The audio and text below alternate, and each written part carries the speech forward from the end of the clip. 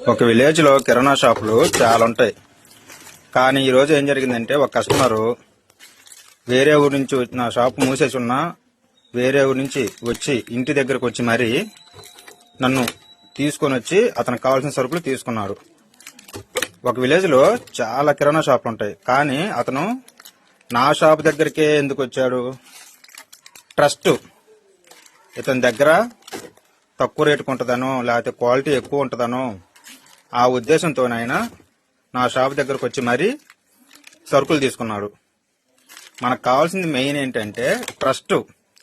మనం షాపు మూసేసినా మన కోసం వెయిట్ చేయాలి కస్టమరు. అలా వెయిట్ చేసినప్పుడే మన బిజినెస్ కి ఒక వాల్యూ ఉన్నట్టు. అలాంటి వాల్యూ మనం ప్రొవైడ్ చేయాలి. సర్వీస్ పరంగా కావచ్చు, క్వాలిటీ పరంగా కావచ్చు, రేటు పరంగా కావచ్చు.